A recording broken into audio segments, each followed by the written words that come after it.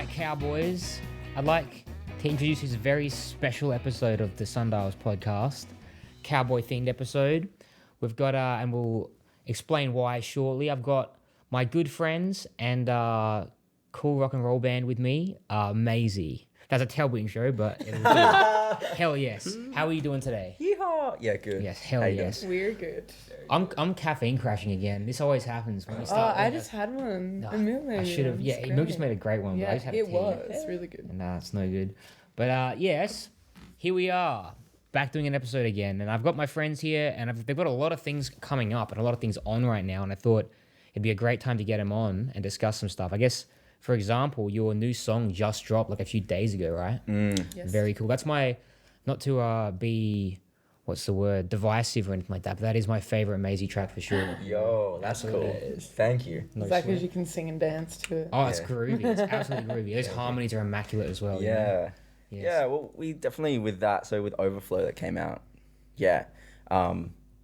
yesterday of filming, not that, anyway. Yeah, it's just like one of those songs that we're just like, we really wanted to capture that whole like 60s vintage kind of surf rock vibe mixed with that like modern indie sort of Yeah. feel.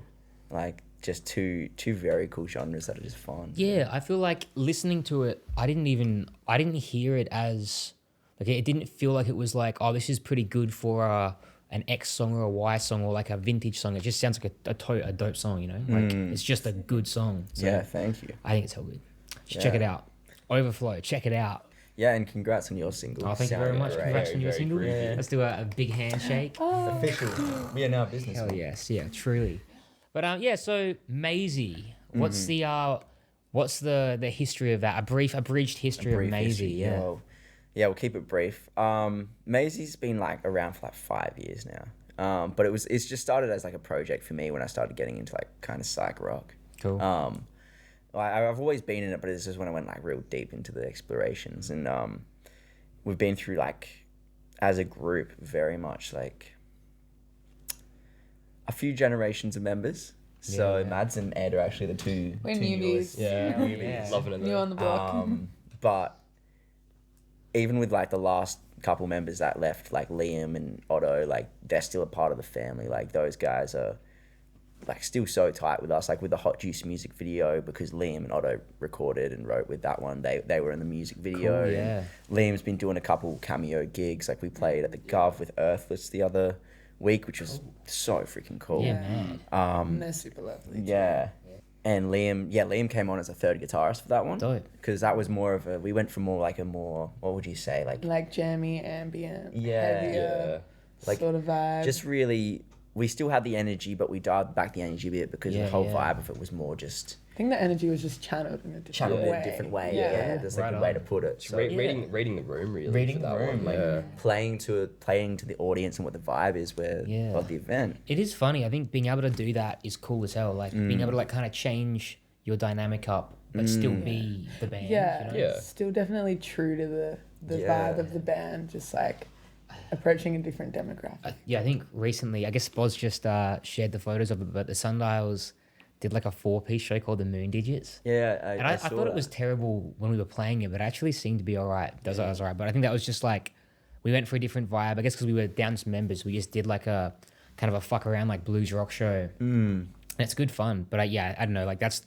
not the same thing. So I guess you guys were all there together. But yeah, I think being able to be one band and sort of do different things with the one band is super cool, super dynamic, you know? Yeah, man. I mean, like, and you guys are all like, because who was like Christian was playing, There's a Christian, of course, Patty, yeah. and Christian Patty. I was on guitar. yeah, which is- no way. You know, it's pretty mid, honestly.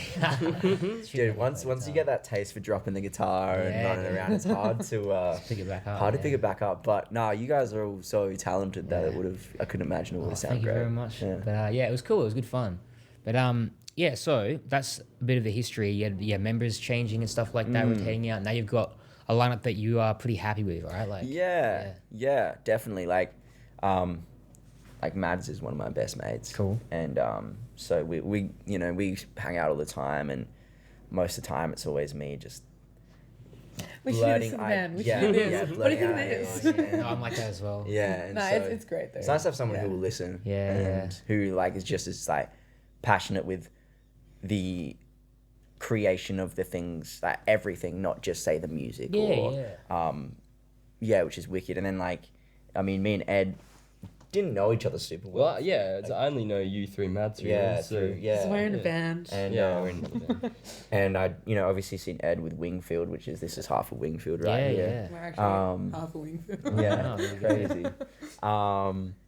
And we're very impressed, but like I think when jamming with Ed, like, well, it was basically Mads' word of being like, just saying that Ed is I knew you were really good, but you know the behind the scenes when you jam with someone, and you know whether they're like, for instance, like for myself, I see, like, I think I'm a like good guitarist, but it takes me a while to pick up things. So like on stage, it's like it just takes, I just work harder to get there. Whereas like Ed is very much like, this guy picks up things so quickly. And so Mads told me all that, and I was like, well, that's good, because I can't learn quickly, so it needs. It's also just like the inclination when the music's that fun and enjoyable. You know what I mean? Like it's kind of a dessert set. You know what I mean?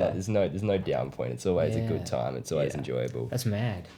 So yeah, there's always that inclination to go that bit further. Yeah. I guess on like band dynamics, how many members, and saying that you had an extra member on guitar that show, how mani, what's your like current member roster like? So of main members is five. So it's Mads, Ed, Yanni on bass, Mr. Eddie Biscuit, as he's actually known, and Olivia. Yeah, cool, right on. Olivia. Live on percussion and backing vocals. Yeah, mad. That's and awesome. so that's cool. We like Yanni he actually messed up his finger.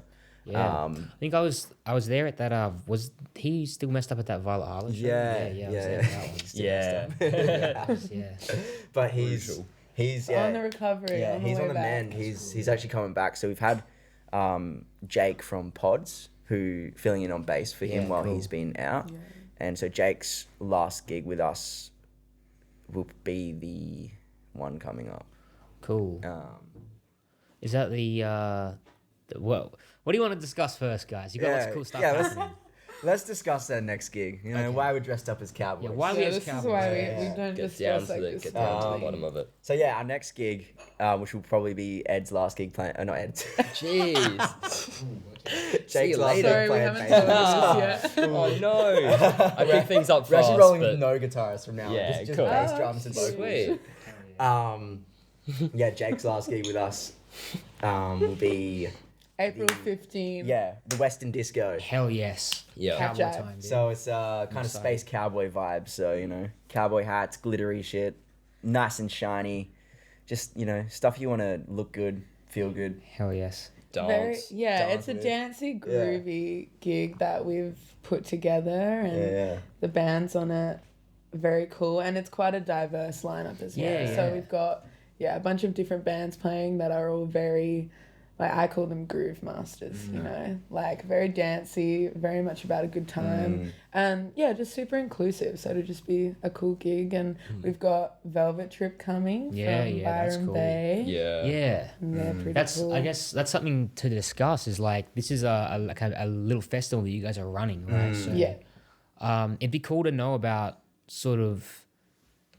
Like getting that lineup together, finding the space for it, hitting up this interstate band to come along and play. That's super cool, like getting all that going. Like, what was your idea behind like, let's do this thing? Like, well, I think I chatted to Mads about it, and it was just at the end of last year, it was just really assessing what we wanted to get out of the future and this year coming up. So part of the plan was like playing with bands that we like really like from other states, and things like that, and then also creating events that just aren't a gig, that are a full-on event where people want to be there the whole time. They don't want to just come for their friend's band or the band they like and then leave.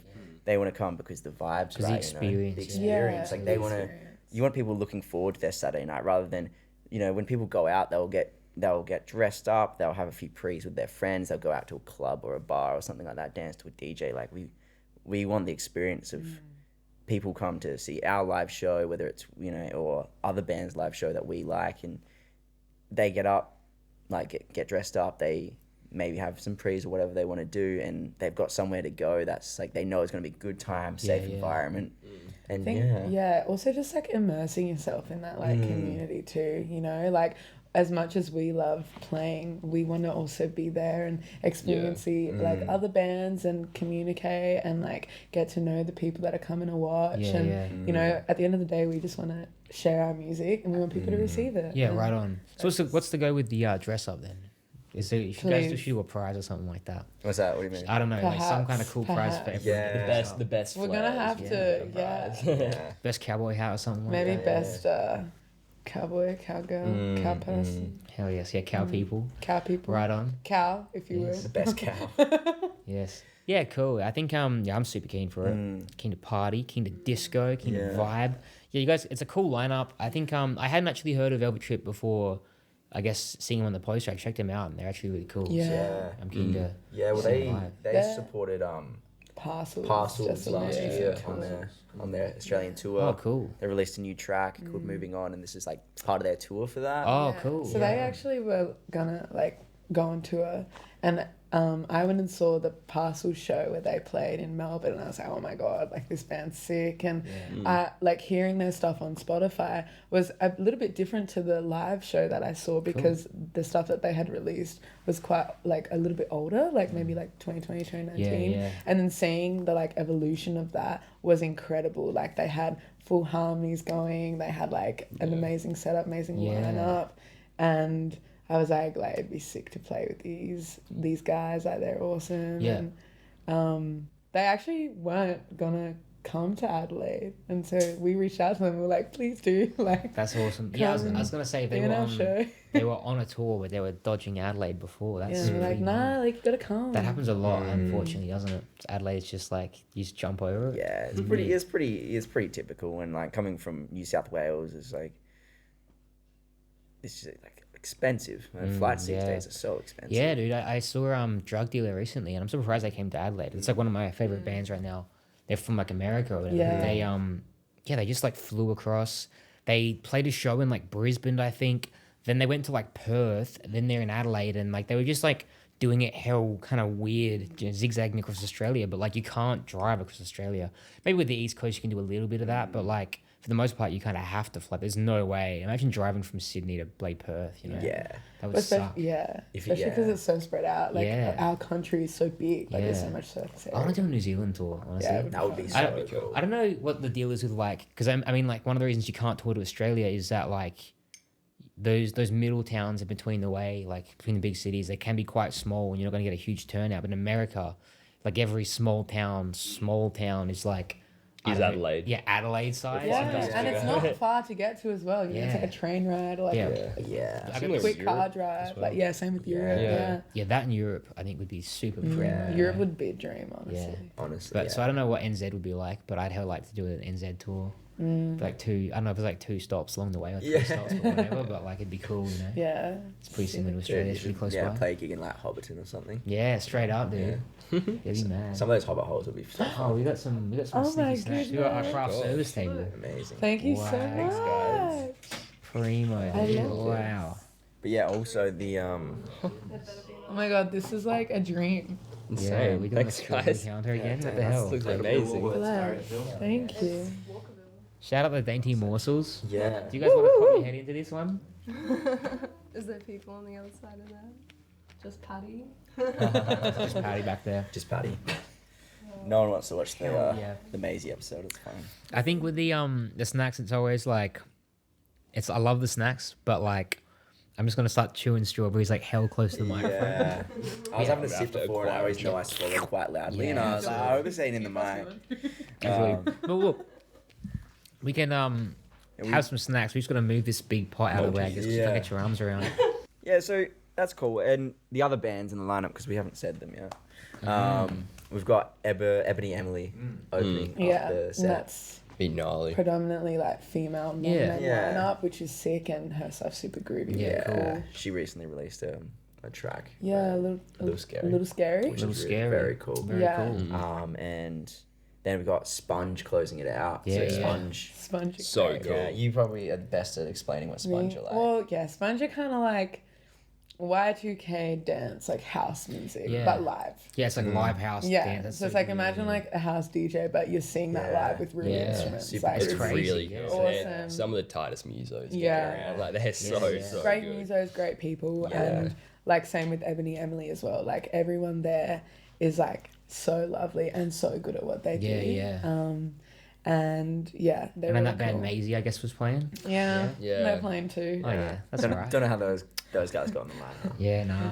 I think they're gonna pull out some fun little cheeky things. We're definitely going for our more like probably our, I would say like one of our groovy sets. that we Yeah, Cool. play, and I, so. yeah, I think that ties into what we were talking about before about like changing your set to accommodate the Yeah, gig. yeah, Yeah. absolutely. So this one we obviously want like everyone to be on their feet dancing hell the, yeah. the whole time. So that's the vibe Yeah. we really Yeah, want to emulate. I think that. when the Sundials first started, that was kind of my thought, or like what are they called, like premise almost behind the band is I wanted some stuff to, the whole thing to be like real fun and dancey and all that stuff the whole way through, because I think like there is in some scenes in Adelaide music there is kind of like a lack of that. I think like people. I mean, they play whatever they play, but I just think like I hell want dancey tracks. I want to be in the groove, you know. I want to like can't help but dance, you know. Like I love those kind of shows. So yes, I'm keen in that case. Yeah, the Cowboy shows. come along. Absolutely gangster. That's April 15. Yeah, at Jive. Hell yes. Limited tickets. Check them out. We'll flash a QR code up. Oh, there it is. Oh. Hell Yeah, yeah. we did put some posters up around the Yeah. place. The little QR code. Oh, that's awesome. Yeah, I think Scan.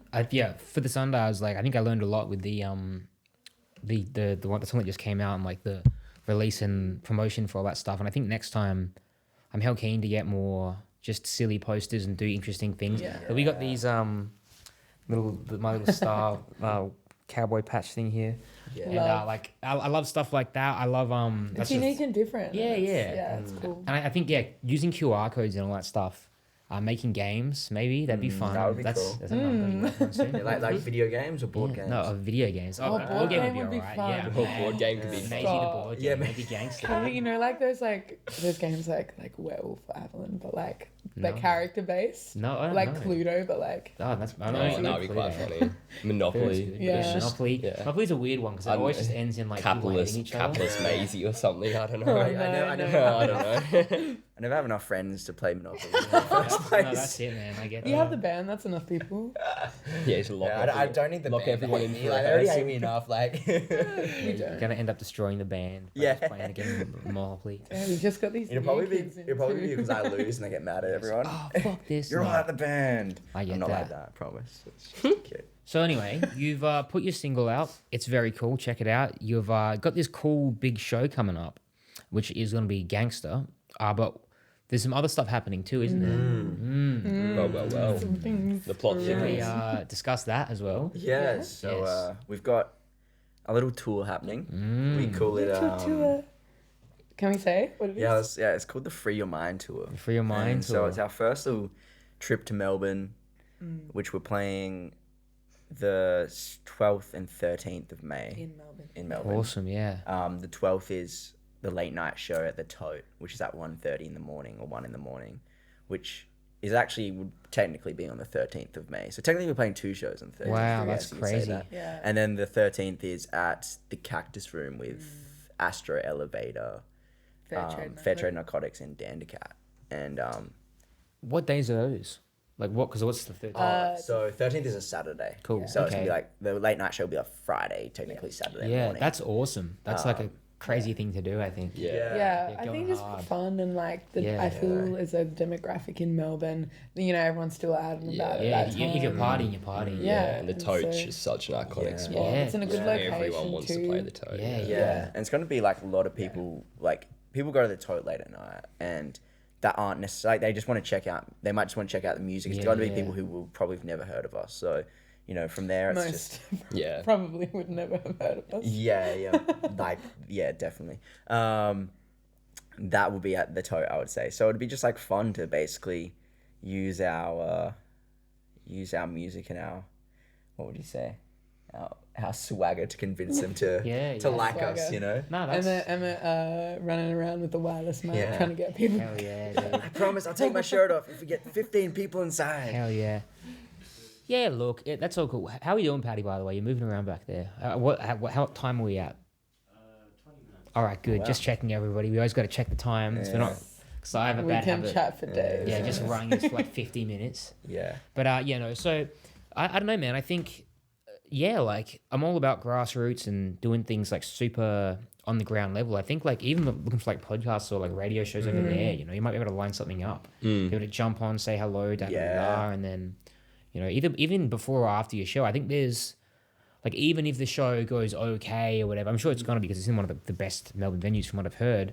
But like, just even afterwards, getting on and just having a chat with somebody, because then people will go like, "Oh, Maisie, that's," and they kind of they don't like follow you, they don't but like it's in their mind, and then like the next time you're there, you're like, "Oh, it's that band again, mad." Actually, later tonight, you know, like we're playing different venues. Oh. No, Wait, as oh, in, yeah, like- yeah, straight up. So it was stuff like that. Planting like, a seed. Yeah, kind of thing. planting the seeds. Yeah. I think I was really surprised. There was one time, as Dieter Horvath, the folk singer, I had like 2 songs come out, and like, you know, they did okay, pretty like, you know, mid, whatever, some like small artist type stuff. And I'm like a year and a half later, we went to like, me and my friend went to a venue, invited me to this venue, and I was like, yeah, I'll check it out. And some guy like at the bar like saw me walk in and nodded at me, and I was like, oh, that's all right. And he just came over and like dropped us like 6 free drink cards and walked away. And I was like, whoa, I'm a celebrity. This is mad. But that guy's probably just heard like 1 or 2 of my tracks or something like that and liked them. And then just like, I didn't hear anything from him until like that night in particular. And it's like, hell yeah, dude. But that's enough. That's though. cool. That was like, that was a winning moment, because like, I mean, that doesn't happen to me that often, but my friend, like, we didn't hang out much, and it happened like that night that he was out with me, and it was like, yeah, this is like a regular thing for me. Yeah, this is like a twice a Just week a day thing, dude. Never turned down a free drink from a. From a random bartender. Yeah, I don't know what his. 11 I at 6. didn't even know who that was, but I'm happy about that still. I'll tell my children about that one. Yeah, and that's part of being in a rock band for me is getting free drinks and partying. You know, so yes, that was a cool one. So yeah, I guess what's the go with, because I guess as we were just discussing, like you went about like sorting out this whole I keep wanting to call it the Cowboy Festival, but what's You that can. actually called? Let's call it that. Western disco. Western Disco Cowboy Festival. But yeah, no, like you guys went about like kind of setting that one up yourself and stuff like that. How did it go doing the Melbourne stuff? Like, Oh yeah, that was a lot of back and forth.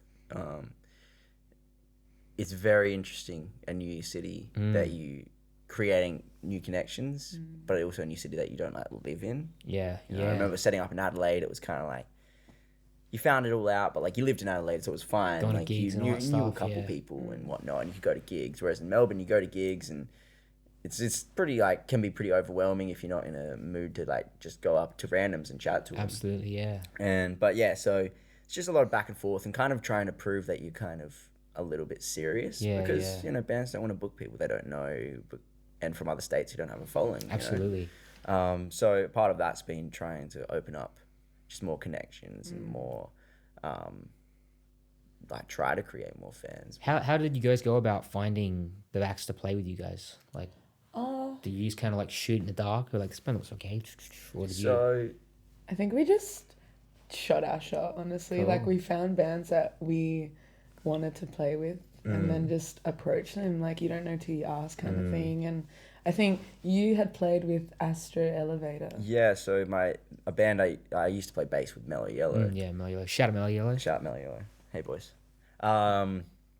And we played we opened for like it was a Sons of Zoku, Astro Elevator, Mellow Yellow at Cool. Jive. Yeah, dope. And it was a cool gig, and I just that week I'd found, obviously listened to them, and I was like, hey, this is really cool. They're really cool music, very yeah, I don't even know how to describe it, very like kind of almost like not heavy psych, but similar to like that Gizzy sort of psych, the Yeah, whole cool. like I'm in your mind sort of Giz, and but like their own vibe that they don't like. Yeah. It's not like and that was a terrible explanation, but that's Kind of They're really the, cool. I'll Check go it out. check them out, guys. I'll check them 2010 out. Australian psych sound. yeah, kind I of like guess. that. Hey,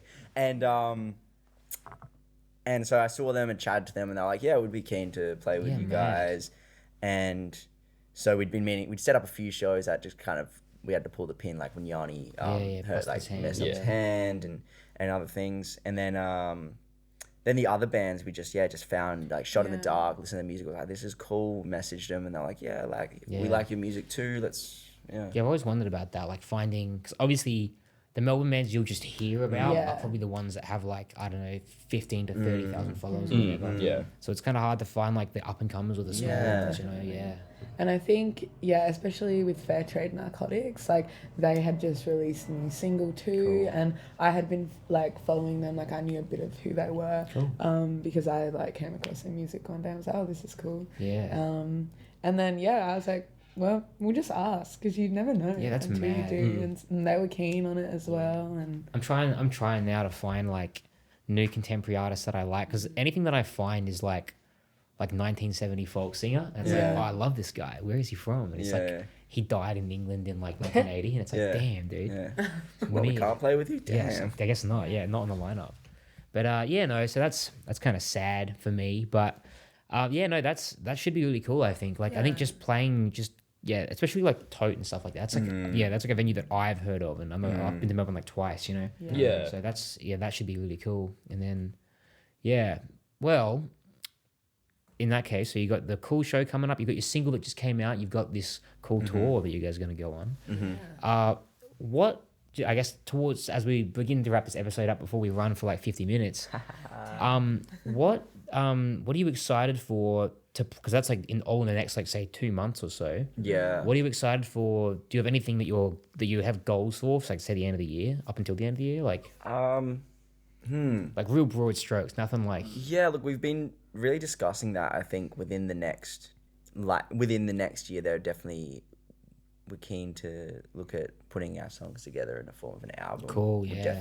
it's definitely been a goal, but it's just flowing with whatever we feel is right. Yeah. You know, and I think just new stuff always is so Yeah. exciting, and obviously like, well, for Ed and I, it's like where it's still new to the band, Yeah. so to be able to like collaborate. Yeah, it's kind of like one of those things where we're entering kind of a new, like, I guess you've used the word Era. phase, maybe. Yeah. But New like, era, yeah. just kind of a New point in era. time where it's like different people with maybe slightly different playing styles, Yeah, but yeah. that might lend its hand to writing a few different songs. That's awesome. Yeah, I'm Might be a bit a different. huge fan of the collaborative process of like making music. Yeah. Yeah. I was saying Emil before about like there's a song that he likes that actually used to be a D major mystery band song from my last band that became a Sundials track, and when I wrote that, like I wrote it by myself, and it was supposed to be like an old man, like Johnny Cash style song, like an acoustic thing. And then one of the bandmates heard it and was like, yo, that's like Black Sabbath, that's mad. And I was like, what? And then he played me like a solo that he heard. Because when you have like just one instrument, you kind of paint the other ones in your mind, but it might be different to somebody else's. Yeah, definitely. And he like played like this crazy solo back at me, and I was like, oh, I hear what you were listening to, what you thought you heard, and it's better than what I heard, you know. Yeah. And so the song just kind of became a new thing, and I think that's really cool, and that's just the collaborative process, you know. Yeah. Yeah. Yeah, and there's so many like influences as well behind each individual. Absolutely, like, yeah. You know, and like there's definitely a common ground where we all definitely cross over in the stuff that we listen to. But there's a lot of things that is like quite specific to like each other, and some of the reasons like we picked up our instruments in the first place in terms of like definitely. core bands that like we've loved from a young age, I think are pretty different amongst kind of the whole band. Yeah. But That's a good question then. Since you bring it up, what do you think was your like the core thing that made you start playing guitar? I'm a classic rock guy. Classic rock? Yeah, for sure. Maybe not like entirely now, but yeah, like historically I have been, for sure. Is there like any particular bands like the one for you? Oh, I think the idea of a Marshall stack and like a Gibson SG or something was always pretty sick. Hell like, yeah. you know, like So who's the so main probably influence Akadaka or something. Yeah. Let's be Yeah, real. dope. But I think when I took it seriously, it was 70s. You know, Zeppelin, Sabbath, dope. Stones, all Absolutely. of that. Hendrix, obviously. What about you? Do you have anything like? me, interesting, because I definitely started like growing up listening to a lot of what my uncle listened to, which again was like the Zeppelin, Stones, Doors, all that sort of stuff. But finding my own sort of path, I tend to gravitate towards more of like the funk, fusion, neo soul sort of stuff, like very groove based. Yeah. Oh, of course. Yeah. As a drummer. As a drummer, like if I can hear a groove, right, like or even like seeing the effect that a groove can have on an audience. You know, like I'm someone that when I go to gigs, like I will be there dancing and like bopping along to it, and I think the whole idea of like having a good groove and like having this like instrumentation that's been like constructed around it, and when it all comes together, like I just love that. Yeah, absolutely. So I think for me that would be a lot of where my drumming comes from. Hell yeah. For me, like originally was AC/DC. Yeah, Like the same. But it's very I mean, I'm talking like year 2 though. Well, I'm talking like year 6 or early something, days. year 7, like when I was 12 or something. But then like, I think definitely towards it's how weird, like, it definitely shifted at a time to just go like just Hendrix. Like Hendrix guitar wise is my main influence. Yeah. Like just because there is that, there's so much like there's also so much blues, but there's so much like kind of that funk in his playing as well. Like that's just like the funk and groove influence that you just don't really see. But then the experimentation that like then takes the colors, like similar colors to like the Doors and everything like that, where you listen to like if 6 was 9 and it goes like he goes wild with random shit. Yeah. And like philosophically like definitely takes so many leaves out of like I feel Hendrix's like book. it's almost like that natural progression. Like it's like we all started at some point, but you kind of evolve into like you want to listen to something new. Like as I think I said it before, like you're not really ever improving that much if you're not exposing yourself to something new. Yeah, absolutely. So if you're kind of looking at that time era and then going, what existed outside of the bounds of like 4 chords or something on the pentatonic scale, and you just got all this other stuff like the groovy stuff. But then like, what about vocally? Yeah, I was gonna say vocally, like that's a huge array, but like I would say there's especially with Maisie, I go for like if we're talking about performance wise, there's like Michael Hutchins is a big one. Oh hell yeah, dude. JT is a big one performance wise. Who's JT? Justin Timberlake. Oh really? Yeah, Very cool. I love JT. That's mad. And like I think James Brown as well, when I started to get into more of that funky sort of stuff. It's just like obviously just his approach on everything. So high energy. Musically, not anything outside of that. Yeah. Oh yeah, of course. Crack. Just get into crack, dude. Hell yeah. And but I think so much is performance wise in that aspect. Oh, absolutely, dude. James Brown was the absolute king of that kind of stuff. It's crazy to see.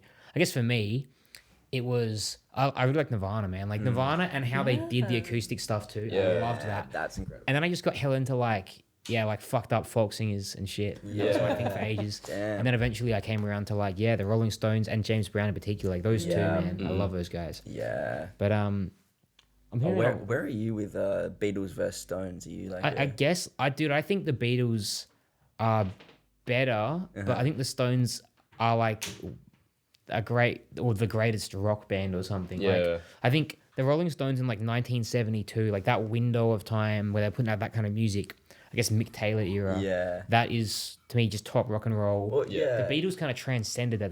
They got into like, I think I'd rather see 1972 the Rolling Stones than see say like the Beatles when they were touring. That's like if I could go back, it'd be like that kind of show versus. Well, almost like the Rolling Stones were just a couple of years behind the Beatles in terms of their production and what they were putting out. Like those early 70s albums for the Rolling Stones, a lot of people don't like them because they didn't have Brian Jones and they're more poppy, I guess. I don't know. They're such a weird band. Like, because they started out as like a sort of Rolling Stone, Beatles analog. And then they were sort of trailing behind the Beatles a lot and doing like weird shit. When the Beatles zigged, they'd zig. When the Beatles zagged, they'd zag. And then I think to me, once the Beatles like stopped being a band, and I guess once Brian Jones also was kind of out of the picture, but I don't even know if that's like related.